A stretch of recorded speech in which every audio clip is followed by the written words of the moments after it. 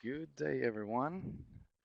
I'm Jose Valdez, Swiftland's accounting coordinator. Just in case you were wondering why Lourdes has such a male voice in there, I would like to welcome you all to today's webinar, The Leader as a Listener, and today's presenter, Linda Bruno.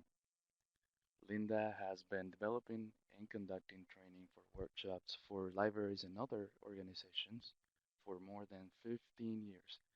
She offers workshops and topics ranging from leadership to skills to returning balance and lots of areas in between. Linda received her MBA from University of Florida and has years of experience in hands-on management positions. She develops her workshops based on solid research and, more importantly, real-life application. Linda also certified with DDI and Achieve Global. Please welcome Linda and enjoy her webinar. Linda. Thank you so much, Jose, and welcome everybody to today's program. This is one of those programs I love. All the programs I do. I actually have turned down work on programs that I didn't feel I could give passion to. But this is one of those what I call evergreen topics where Linda Bruno needs to be refreshed on this from time to time. So I'm always thankful when this is one of the ones in the rotation because it does help remind me that even though this is a very natural skill, if you would, it really is not natural for us to do it consistently. So I think we can all be guilty of not being good listeners, not only as leaders, but also I want you to think as we go through today's webinar about how some of this can apply to your personal lives. This definitely is one of those topics that if you start being more intentional in your personal life, it almost is guaranteed to improve your interactions because what's happening, I believe, in today's world is that we are becoming less and less intentional about listening. And I've thought a lot about this and I keep thinking, when did this happen? And I think part of it happened when computers got really popular and we started doing email and we were very attentive to email at first. And then we sort of stopped listening even to the emails, which sounds kind of silly because that's in writing, but we've just gotten less attentive.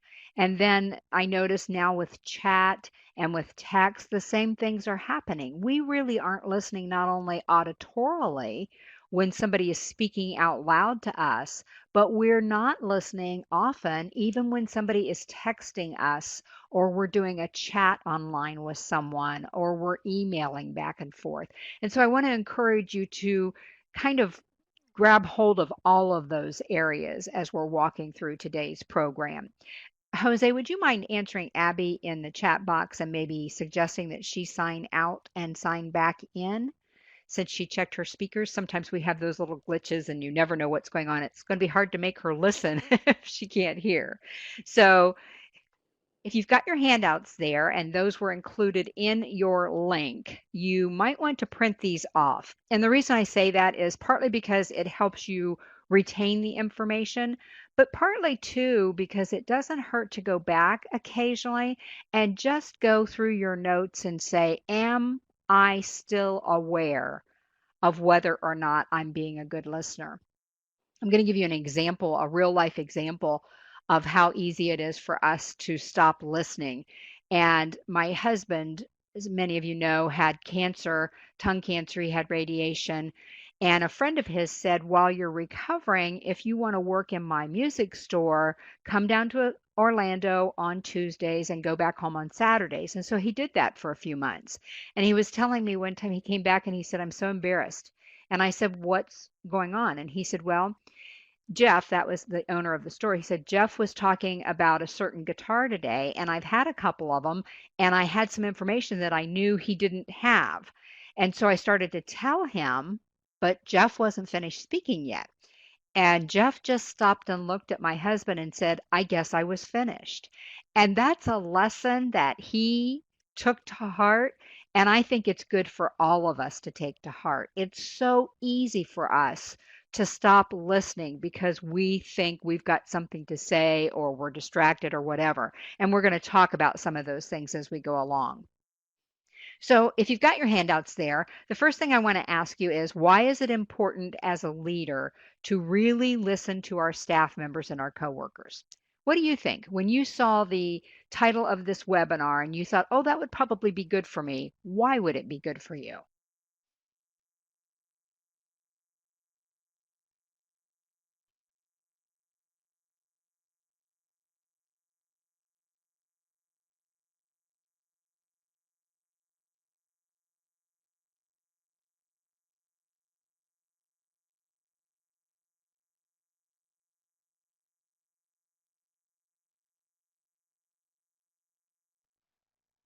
Cindy said it helps me understand what they need. Exactly, Cindy. I think sometimes it's easy as human beings, forget whether we're leaders or not, but sometimes it's easy for us as human beings for us to assume what somebody needs, isn't it? It's just one of those things where we're pretty sure we already know what's going on, so we'll just go ahead and take care of that for them. And that disappoints both of us, doesn't it? Because we jump in, they feel like we're not paying attention, they don't get what they need because we weren't listening. And Gabe said to understand different viewpoints, concerns, and ideas of those that I'm supervising. I want to point out one word in your response, Gabe, that I absolutely love, and that's understand. Another thing that happens sometimes, especially as we get into leadership positions, and we really do have a lot of knowledge and wisdom that maybe our staff doesn't have. But sometimes leaders will pretend to listen without even trying to understand, right? There's a different viewpoint, but hey, I'm the leader. Obviously, I'm right. And so it's very easy for us to slip into that slippery slope of thinking we've got all the answers. So I love to understand the different viewpoints, concerns, and ideas of those I'm supervising. And Claire said, I can't make good decisions without good information. And you know what, Claire? We don't always have all the good information, do we? So many times, if we will just stop and think about it, the people that work for us have a much deeper knowledge of the things we need to make good decisions. People on the front line are a lot more aware of what patrons need than we might be. Exactly, Claire. A lot of times your staff has the information you need. And Jardine said, you do not know, and my scroll bar isn't working, so hopefully I can get that to start moving. You do not know everything. I was going to say, Jardine, that I thought maybe the rest of your sentence would say, you don't know what you don't know. And that's true too, isn't it? As leaders, we try to really have a handle on everything, but we don't know what we don't know. And if we don't listen to others, that's going to be an issue.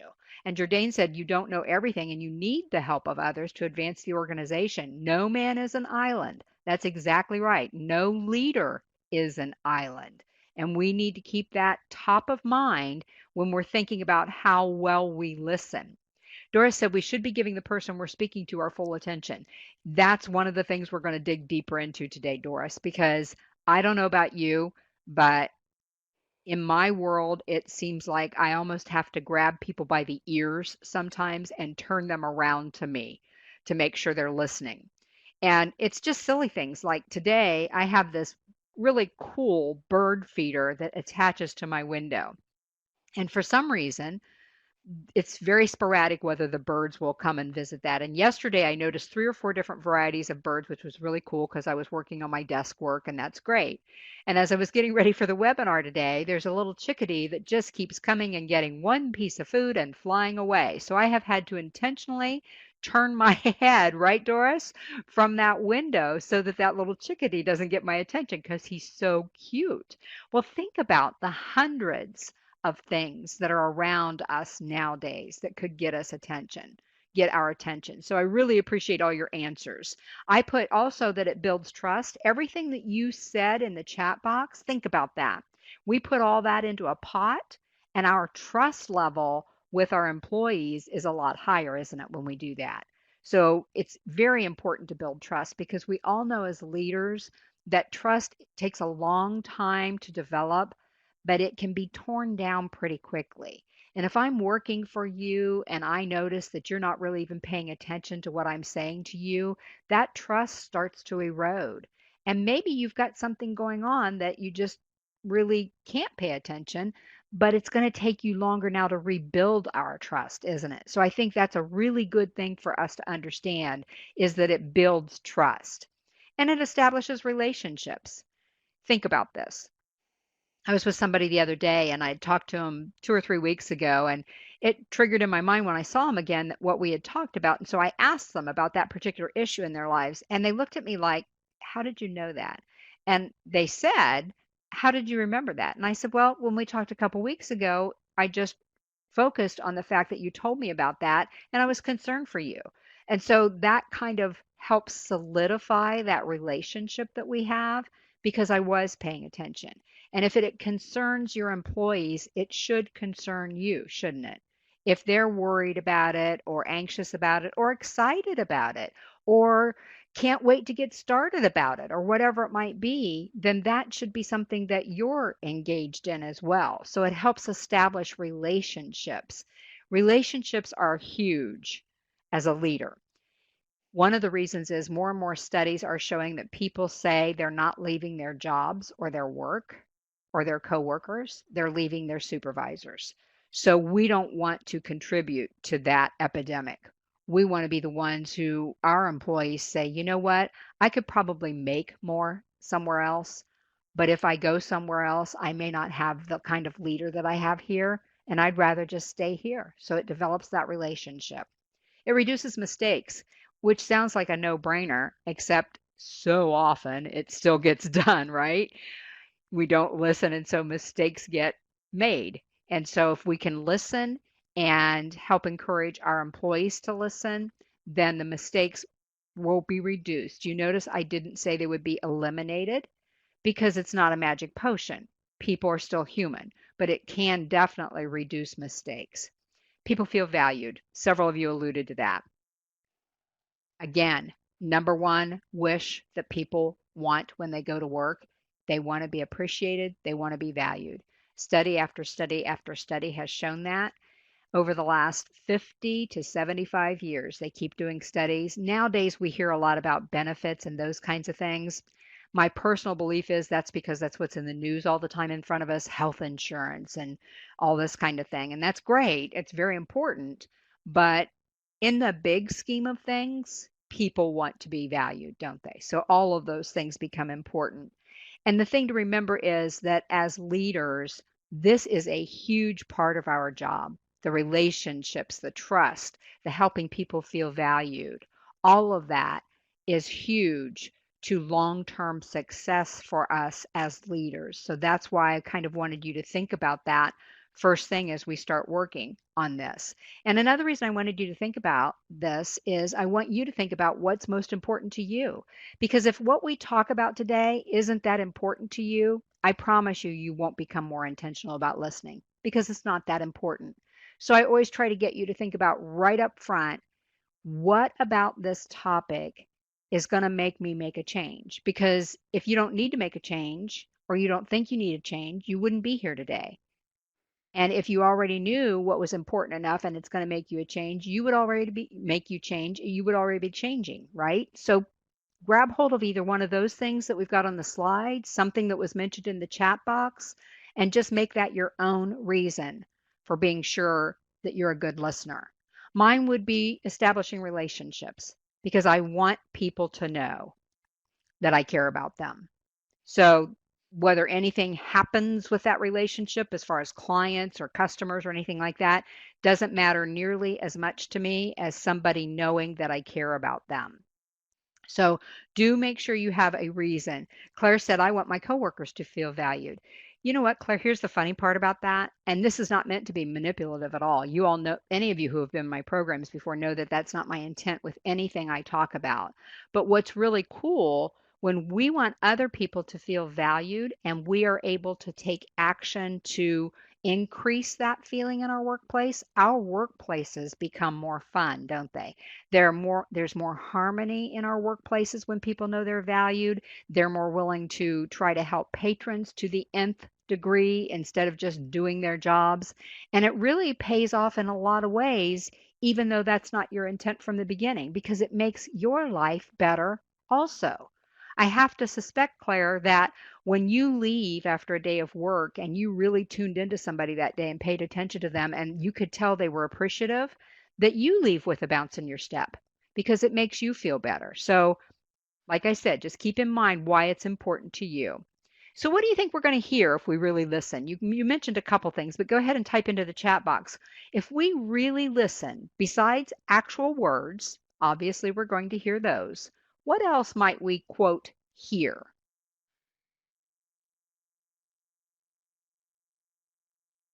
Emotions, absolutely, Georgianne. And Gabe said other people's values. And Elizabeth said other people's feelings. Cindy said how somebody truly feels. Or Claire said concerns. Abby says what they're looking for. Concerns and truth, Kathy said. Nina said new ideas. All of those things that you mentioned. So why doesn't everybody in our world try to be a 100% listener? It's because we just don't think about it, isn't it?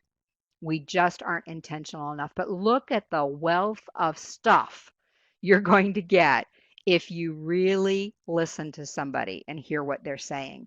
I put insights, several of you alluded to that, new ideas, truths, new perspectives, new details, things that might have been suppressed. Jourdain said. And Abby said, what happens when somebody doesn't want to talk?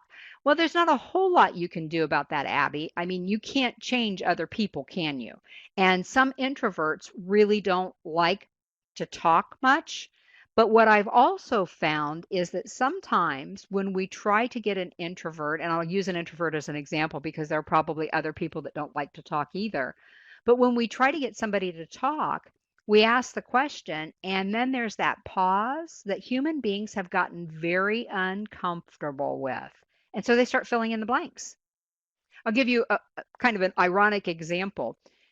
I started doing this years ago and I still use it in quiet groups. Sometimes I'll just do a face to face workshop with a group that's relatively quiet.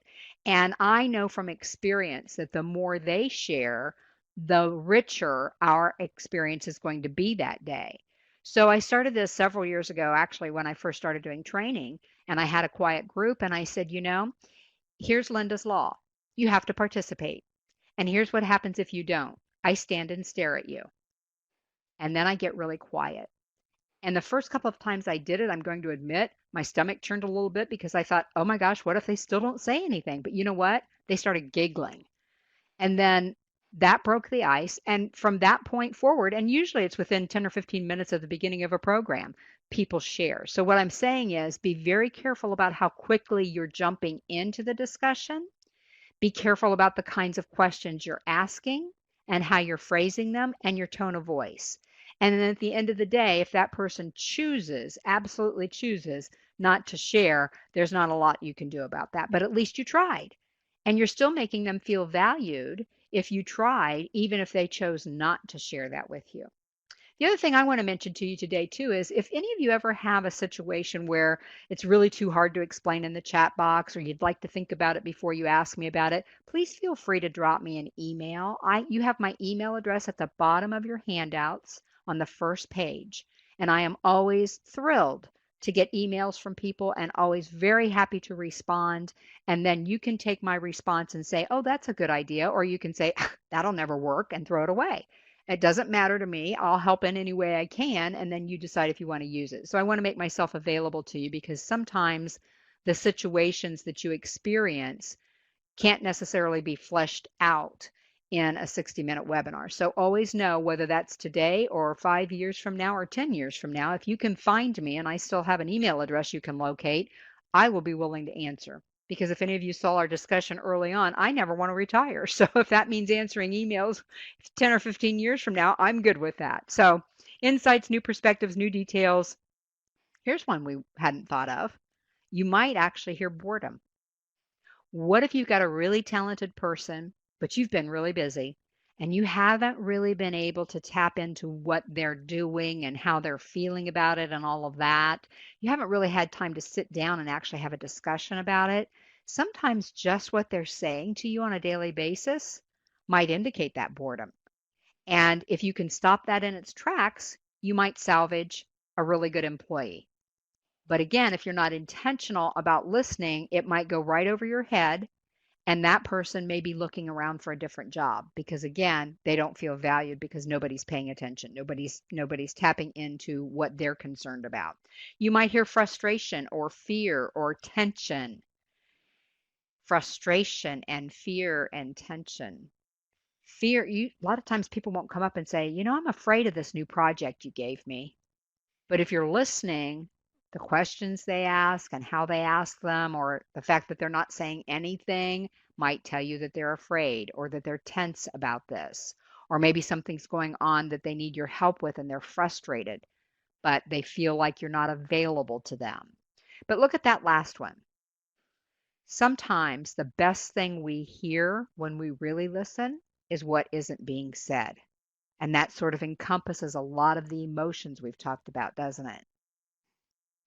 You all have seen a picture of the cliche, or you've heard the cliche of somebody will say, usually a lot of times it's a significant other with their significant other, and the one person will say, "What's wrong?" and the other person will say, "Nothing." And the first person walks away and says, "Whew, nothing's wrong." They know better. The other person said nothing was wrong, but what was really being said was, "This is bigger than you expected. We need to address this." Same thing can happen with your employees. That's why it's so important for us to pay attention and find out what we can really hear when we're listening. So the next question is just for you personally. I'd like you to share it in the chat box if you don't mind. What do you think prevents you from being a better listener?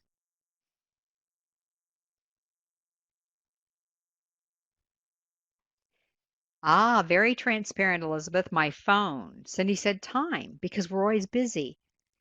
But then we go back to that thing, Cindy, where if we have time to do it over, we have time to do it right. It's kind of the same thing with listening, isn't it? If we have time to dig into it because we didn't listen, then we probably had time to listen well the first time. Distractions, and those we could list 100, couldn't we? And Doris said, distracted by all the other fires that I have to put out. Nina has too much work to do. Short attention span and distraction, says Sam. Kathy said, too busy thinking of my response. That's a big one. The chaotic environment in which I work at times, Gabe said, absolutely. Tiredness, getting wrapped up in my own projects and priorities, doing all the talking instead of allowing the other person to speak, all of the above. We could all write our own little separate page and list everything you just put into the chat box. Abby says, sometimes I'm afraid of being confrontational. In this specific case right now, yeah, that happens, doesn't it? Now, here's something I'm going to do, Abby, that you probably weren't expecting in a program on listening, but I'm going to ask you to change your verbiage about that a little bit. Instead of thinking of being confrontational, think of it as a discussion. Because I think we really, especially in today's world, everything's a confrontation, isn't it? If I want to tell you that it looks like the sun's going to shine today and you think it's going to rain, all of a sudden we have a confrontation in today's world. And there's no need for that to happen. Of course, there are real and true confrontations and conflicts, but we have diluted the meaning of those words to the point where any discussion almost scares us anymore. And so I want you to think about that, all of you in the room. Think about the next time you think, oh, I have to confront that person. Do you really? I mean, is it going to get like verbal and loud and yelling? And if it's not, aren't you just having a discussion? Think about this. Most of the time, what we term confrontations is just a difference of opinion. Now, we may need to exert our difference of opinion because we're the leader. And that's part of being a leader, having those broad shoulders and that thick skin. We may need to do that. But even then, it's just a difference of opinion. It just so happens that in this situation, your opinion overrides somebody else's. So think about it that way. And maybe if we can lessen that fear of being confrontational even 10 or 15%, it's going to make our interactions richer, isn't it? So all of you exactly responded to the things that cause us not to be a better listener. Maybe we think we've heard it all from another employee or 87 employees over the year if we've been doing this for a while. Maybe we just don't care. If somebody's talking about And I can say this because I have animals and I love them dearly, and don't you ever say anything bad about them. But if you don't like animals, and I'm not saying you're indifferent, I'm saying you really don't like animals, and somebody comes to you and tells you their cat is sick, you're going to check out mentally because you really don't care. And there are times that that happens. That's why you have to be so intentional about paying attention. The environment. When I'm really cold, I have a hard time paying attention. I'm talking cold, 0 degrees cold. That's where I came from. That's where I used to live. And that kind of an environment, if I'm out on the sidewalk and somebody wants to stop and talk, I'm thinking to myself, I want to go home and have coffee. I don't want to stand out here and talk. And so my listening skills go down the tubes. Toys. And when I say toys, I'm talking about your smartphone. I'm talking about a video game. I'm talking about an app. I'm talking about your computer. I'm talking about maybe the TV. We all have a lot of toys at our disposal, don't we? We need to be careful of the toys not taking over our relationships. Our mind is elsewhere. If I told you, hey, Abby, you just won a trip to Cancun and you get to leave tonight and you have to be packed by 5 o'clock, but you have to stay in the webinar until 3, I bet Abby is going to be sitting there making a list while I'm talking instead of paying attention to me talking, right? There's always a reason for our mind to be elsewhere. Personal issues. Maybe you don't feel good. Maybe you have a financial issue, a relationship issue at home. You have a sick child or an elderly parent or any number of things for personal issues. But the thing I want you to hear is that these things don't go away. That is life. And as long as we use those as excuses not to listen, we're not going to become better listeners. And as somebody mentioned, my response. We had a couple other comments here, doing all the talking instead of allowing the other person to speak. But also, I just saw this one. Sometimes the person doesn't tell their thoughts in a coherent way. Absolutely. And so sometimes, Susan, what we can do if it's not coherent to us, we can drive that conversation, can't we? We can ask specific questions to clarify and get them back on track. Something like, you were saying da da da da da, which is something specific that will draw them back into the main point. Absolutely, there are people that don't form their thoughts in a coherent way, or they ramble, or they go off on tangents, like Linda Bruno does sometimes in her webinars. Abby said, my supervisor who knows me very well just starts saying it's her age and her generation. Ah, I have seen her become better with the students after watching me jump up to help. There you go. Students always, so sometimes maybe working without words. Absolutely. It makes me happier for that behavior, but it doesn't make it fun to be here. Yeah, I totally get that. And sometimes the situations we're in aren't fun, but yet it still comes back to our personal choice to listen, doesn't it? So here's something that I really appreciate this information. It's not something that I use, I'm going to say, every day. And it's really not even something that I use to determine the other person. It's more about who I am as a listener. So there's a book called Listen Up by Larry Barker and Kitty, I can't think of her last name. Anyway, it's called Listen Up. And they talk about listening styles. And when I first saw that, I thought, oh no, here's another style. We have a learning style and a communication style and a personality style. But it's true. That all of that is true. So I want you to think about, thank you, Gabe, Kitty Wilson. Thank you so much. I appreciate that. Good book. And they talk about 4 listening styles. And they use the acronym PACT for people oriented, action oriented, content oriented, and time oriented. And when I think about that, I think how much I am action and time oriented when I'm listening. That's what I have to be leery of in my own listening style. So I want you to think about that and think about whether you are people, action, content, or time. And you might be a couple of them, and that's fine.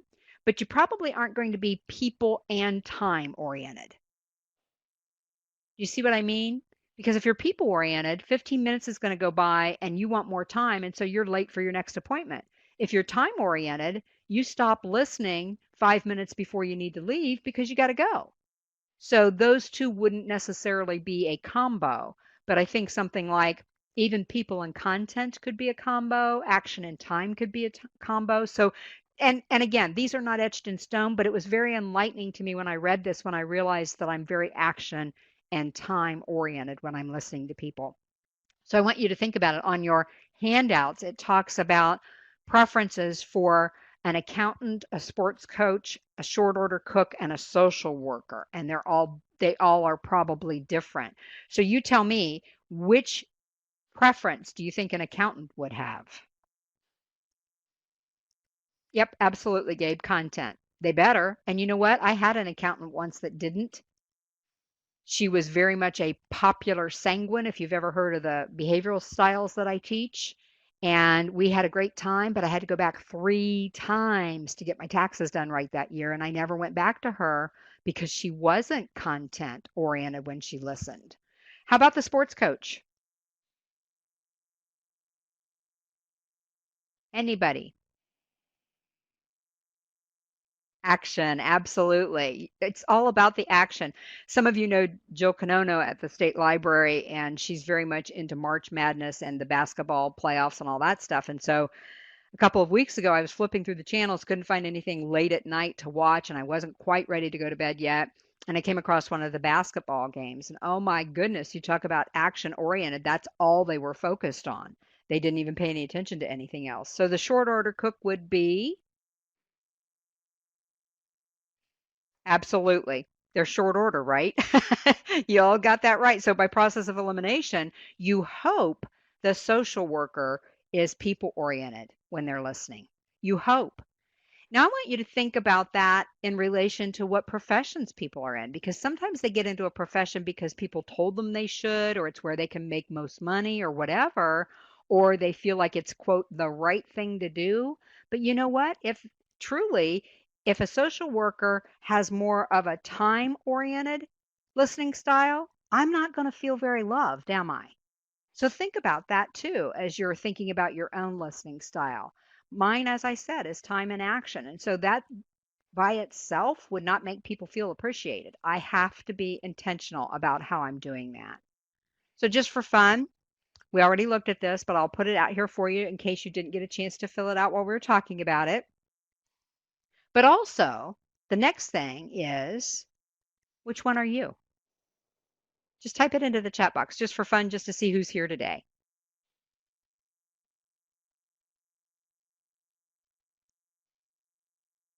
People, people, people, action, content, people, people, people or action, people and content, content, people. And a lot of times it does depend, doesn't it? We're going to look at that in just a minute. More people, more content if not in a hurry, content and time. Absolutely. And of course, preferences can vary, can't they? They can change. And things that can make them change at any point might be the time of day. A lot of people are better listeners. I was listening to Clark Howard this morning when I was exercising, and somebody called in and said, I have some interviews coming up with my current company for a promotion, and they gave me a list of times and days available. Should I go in for the first interview or the last interview or whatever? And Clark was saying, I just read an article on this that said maybe mid morning. And I thought, oh, that's because people may not be, he said, he didn't talk about listening, but he said they may not be in a good mood if they just fought traffic to get there, and they may be anxious to go home if it's later in the afternoon. Abby said it may be also what you think is needed. Absolutely. It may be on the situation, right? So, time of day, the situation, your energy level, which kind of goes back to the interviewing thing.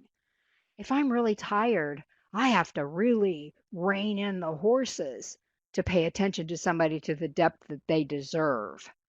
Did you hear that word? That they deserve?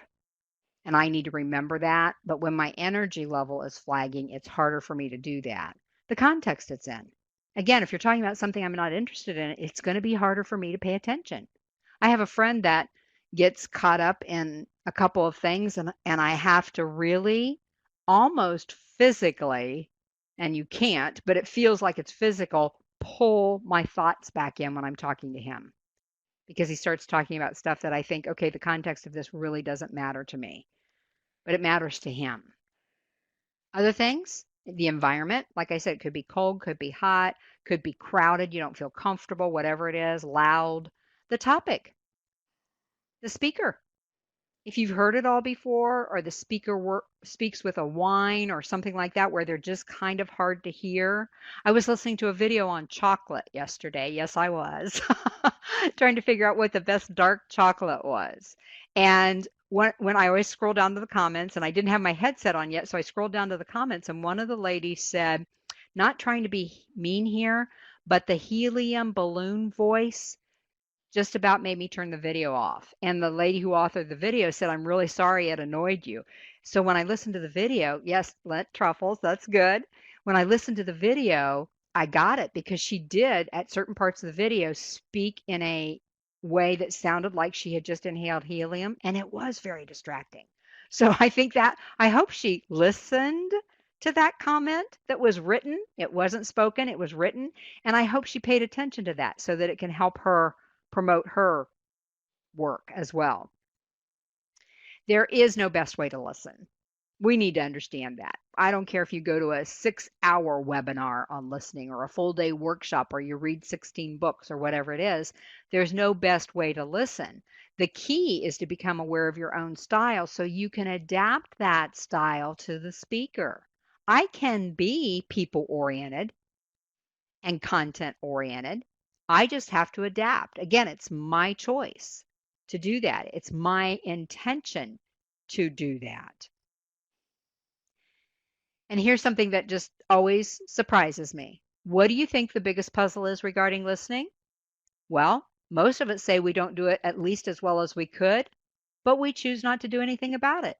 We choose to do nothing to improve. I'm going to challenge you today before we leave, and we've got some more things to go over here, but I'm going to challenge you today to make sure you commit to improving the way you listen. So I want you to think about that. And I want you to think about a way, we haven't gotten there yet, but as we're going through the next tips to improve, I want you to be thinking about which tip or two will help you become a better listener. I don't expect you to use all 20 of them today before 4. Nothing like that. Some of them won't even apply to you. But I do want you to think, if you came here today thinking, I could probably be a better listener, then you're going to have to decide what to do about that, aren't you? So let's take a look. We're in the middle of page 2 now. Some ways to improve our listening abilities. Oh, this sounds so silly. You all are thinking, I didn't need to come to a webinar to hear I'm supposed to resist distractions. Okay, then, let me step on your toes. Why don't you resist distractions? Why don't we resist distractions? That's why they're called distractions. We have to stay alert, don't we? I have gotten into the habit. I have a friend that calls. He's the one that I told you kind of rambles sometimes. Good guy. I've known him forever. But I've gotten in the habit of walking away from my computer when he calls because if I don't, it's too easy for me to go ahead and check email while he's on there. And I don't need to be doing that. I can't possibly listen closely on the phone when I'm checking email. So I have to resist. I have to make that choice to resist those distractions. Develop note-taking skills. When I'm on the phone with a client, or this morning I was on the phone, or yesterday morning I was on the phone with the homeowners association customer service department where I live. I just had a roof put on about 3 weeks ago. As I was doing that, they moved some things. They didn't put them back. So I was talking to her about that. And the whole time I was talking to her, okay, Susan, stop. Susan says she's doing other stuff right now. But it does, we do that, don't we? I call that the popcorn effect, Susan. Now, see, I just got distracted by my story because I saw her comment pop up. But I kept my eyes on my notebook and I was taking notes while she was talking to me because it's pretty important to me to know what I'm expected to do in my community, what they've promised to do, and all of that. And if I'm not taking notes, it goes kind of one ear out the other. But back to the popcorn effect, I do attend webinars sometimes. And I caught myself several years ago. I was attending a webinar, and the person that was doing the webinar, there were 6 or 7 speakers. And so it was kind of disjointed, if you will. It just, they kept bouncing back and forth, and they would stay on the same. They only had 4 slides for the entire hour. It's another reason you see me put a lot of art and things into my slide. But I found myself getting up and going and popping popcorn. I don't know what I missed during that time, but I call it the popcorn effect. So be aware of that. Judge the content, not the delivery, meaning this person may have a weird voice, they may speak too softly, they may be loud and abrupt, or whatever it might be. Don't judge the delivery. Judge the content of what they're saying. And the only way you can do that is to listen. Learn to listen actively. What does that mean to you? One way that shows you're listening actively.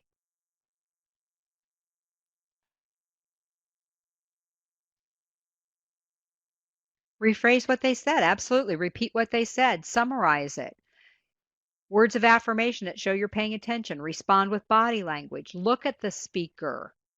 All of the above. Be engaged. Look at them. Nod. Rephrase what I just heard in my follow-up question. Eye contact. All of the above.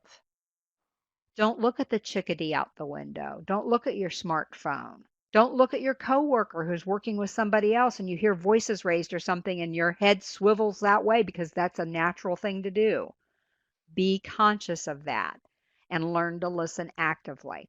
Now, I will tell you a story once. I was giving a speaking engagement for free for a friend of mine, and she asked me to come and speak to her ladies group. And so I said, yeah, I'll do that during a lunch and I'll talk for 15 or 20 minutes. And so I was talking about something. Well, she had just heard the entire presentation of that a couple of days before. So I knew it was repeat for her, but that's what she wanted me to talk about. She's looking straight at me and I asked a question and I said, what do you think, Itty? And it was like a deer caught in the headlight. She had eye contact, Nina. It was so crazy. She got her face got real red and she said, I don't know. I was thinking of what I'm going to have for supper tonight. Now, as the speaker, I sort of took a big gulp and I smiled at her and I said, what are we having? And she said, pork chops. And I said, I'll be over at 6. And I just kept talking. But sometimes the eye contact can fool us. So we have to be intentional about that too. We can't look at them in the eye, right, Nina? And pretend we're listening because it's sooner or later we're going to get caught that we weren't paying attention. Give feedback. Absolutely, Tina. Listen for ideas. There are ideas underlying what they're saying to you, and we need to really engage with our listening skills to sometimes dig out those ideas. Determine whether they're expressing facts or feelings. You know, they say, we never do this. They always make me do this. I wish we would do this because it's never happened before. Is it a fact that they're saying that, or are they just frustrated or excited or whatever? Because you want to respond to their feelings before you respond with facts. You've probably heard the saying, people don't care how much you know until they know how much you care. And that's what this is talking about. You want to respond to their feelings so that they know you really heard them as a person. So sometimes you have to listen for those ideas or feelings, and that might be the frustration that we mentioned earlier. They're not always, sometimes they will, but they're not always going to walk up to you and say, you know, I'm really frustrated with you, or I'm really frustrated with this situation, or myself, or whatever it is. We often don't verbalize those things. It's hidden in our tone of voice or our body language. They might be expressing distrust or fear. You know, when people walk into your library environment, a lot of times there's sort of an undercurrent of intimidation or fear for them because they know for a fact that you have all the knowledge in the world, every one of you individually. She said logic doesn't matter, it's so hard. Yeah, sometimes it is. But those people come into your library and they might distrust you because you're an authority figure of sorts, or there might be some fear there that you can't even understand because you don't understand why anybody would be fearful of your library. What else might be there? The emotions, the feelings. What have you experienced where you felt like you only knew about that emotion or feeling because you were listening closely to them? Anxiety, absolutely, Doris.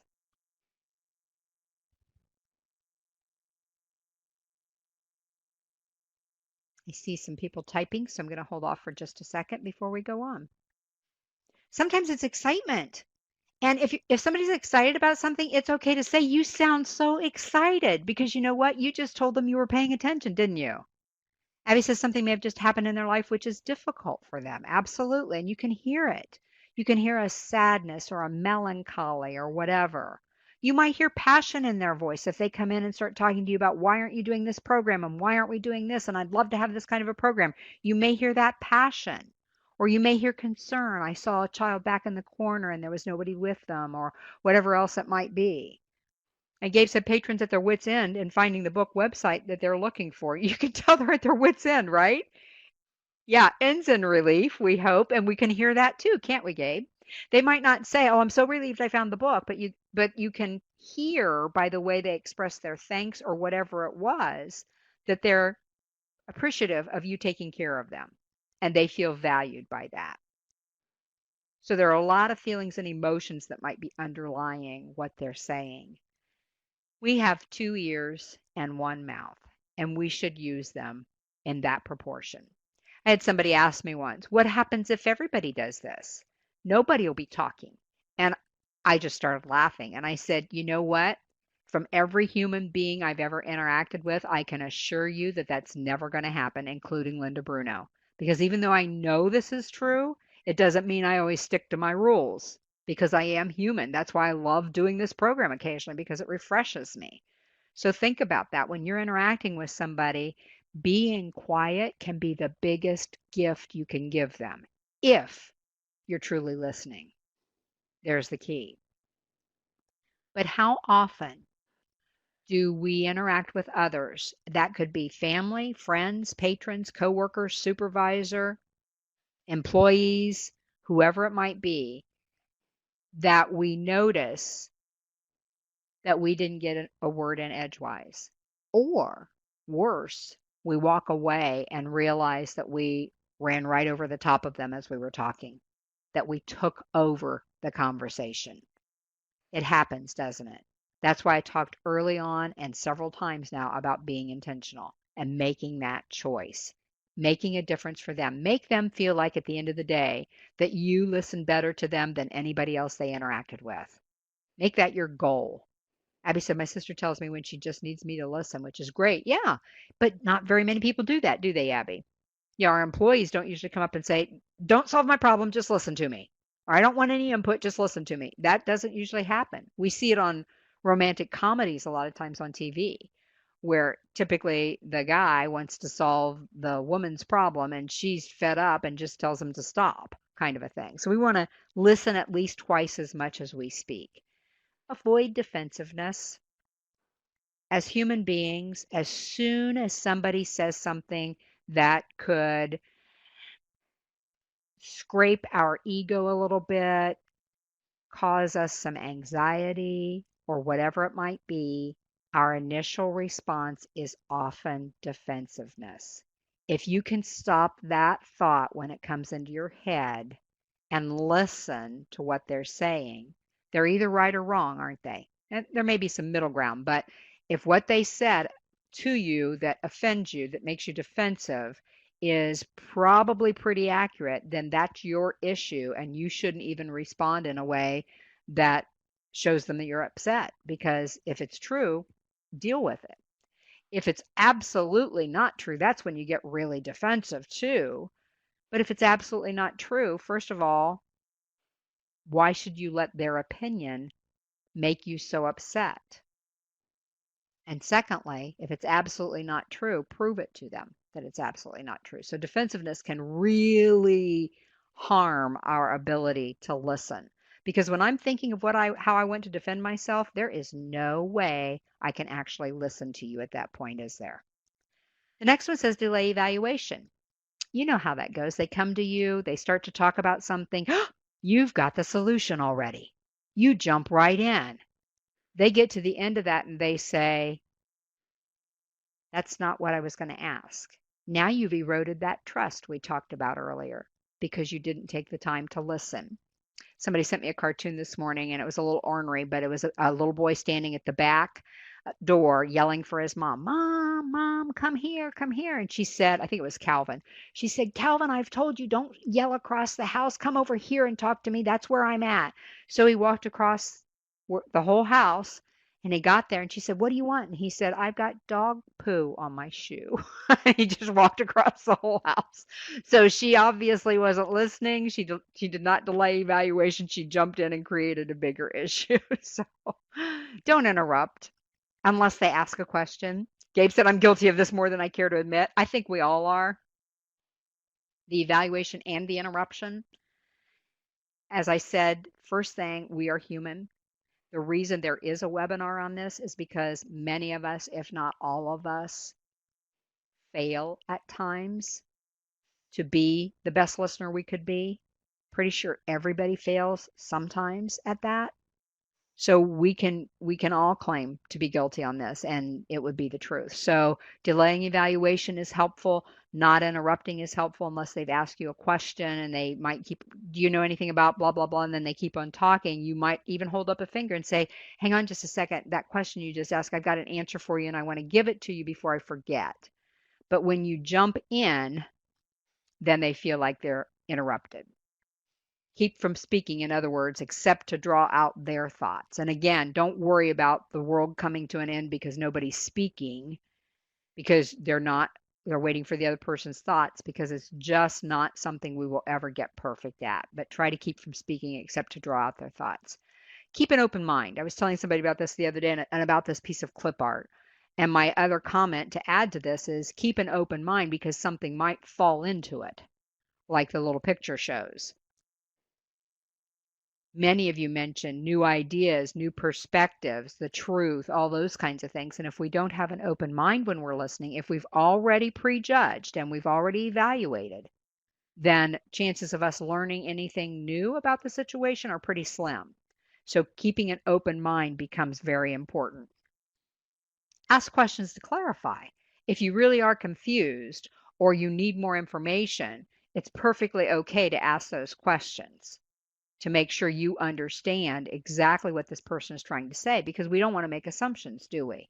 If we think, well, that could mean this or it could mean that, I'm going to guess that it means this, then we might be creating a bigger issue. Absolutely, Abby. And then they know you're listening. If you're asking questions to clarify and you go right back to something they said, they know you're paying attention. Even if you ended up disagreeing on something or whatever, at least they know you were tuned into them and paying attention to what they were saying. And one of the ways you do that is you ask open-ended questions. What does that mean? Somebody put a definition in the chat box, if you will. What's an open-ended question?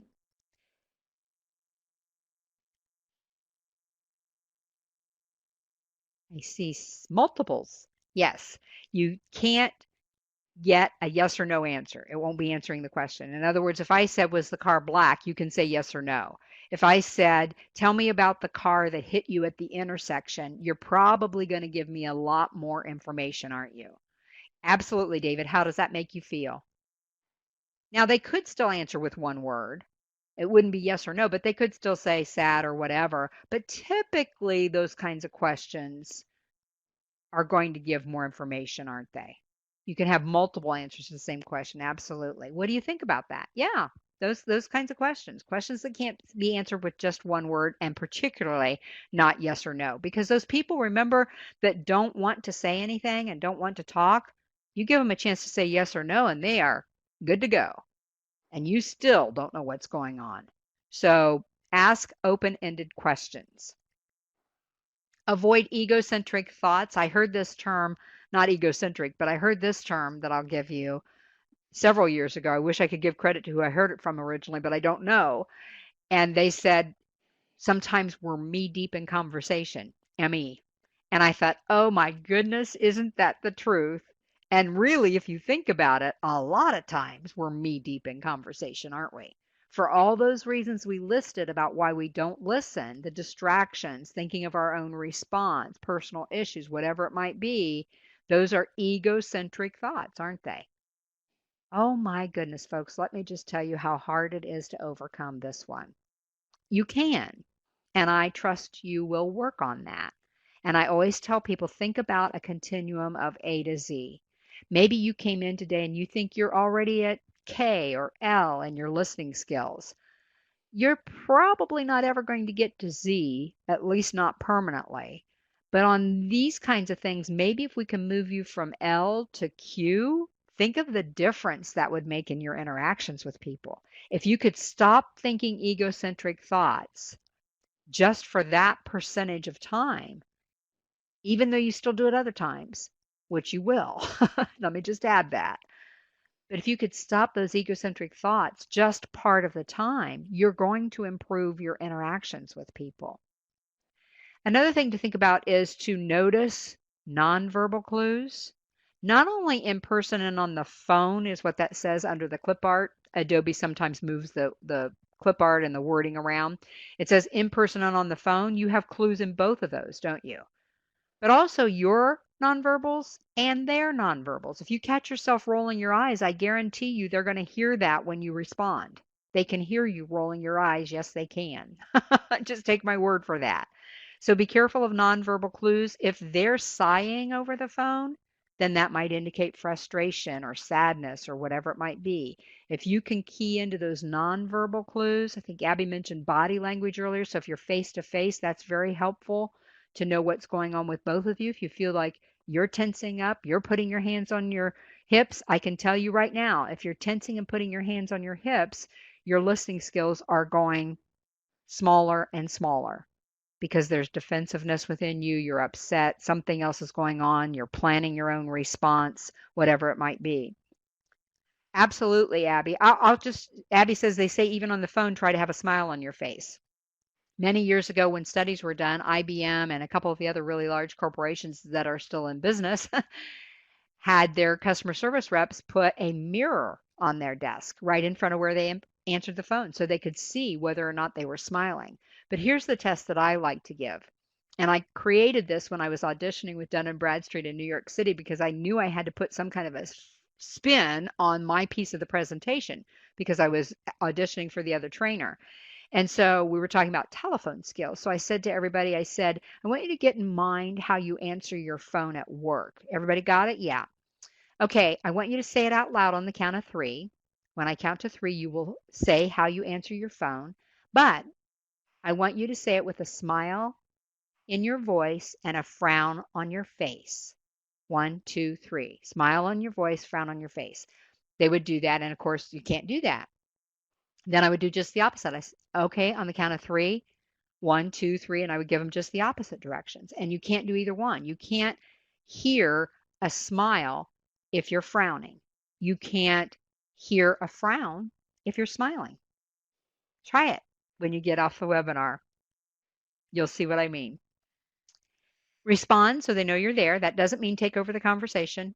It doesn't mean that you are going to say, you've got a cold? I'll tell you about a cold. I had a cold 2 weeks ago. They thought they were going to have to put me in the hospital.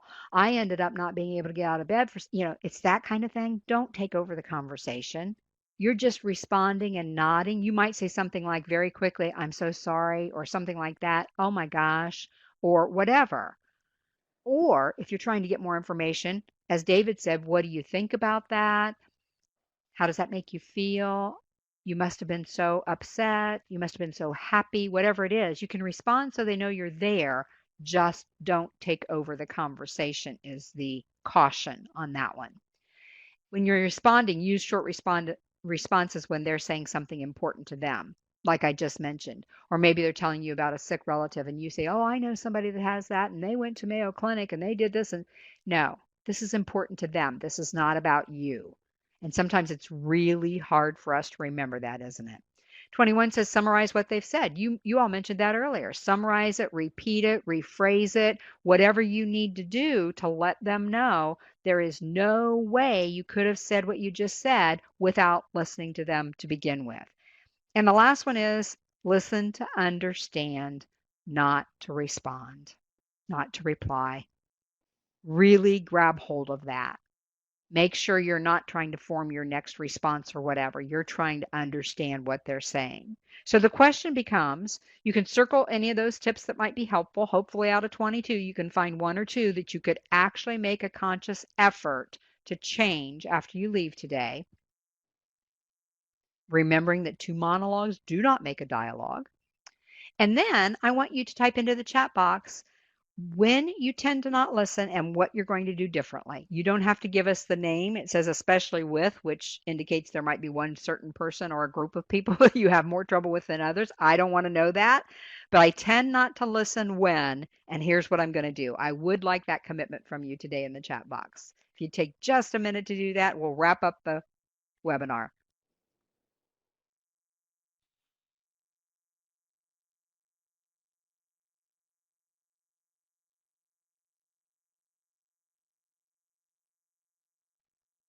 I won't go through all of those, but the reason I asked you to put it in the chat box was so you make that commitment to yourself. You know I'm not going to follow you around to see if you actually did anything. I hope you did. That's why we're here today. If you need me to help or nudge, I'm happy to do that as well. But you see, all of us have issues, don't we? So take the idea that you now have recognized that, make the choice to do something about it, and I promise you, you will become a better leader because you're a better listener. Thanks for being here, everybody. I hope to see you next time. And if you need me, you know how to reach me. Thanks again.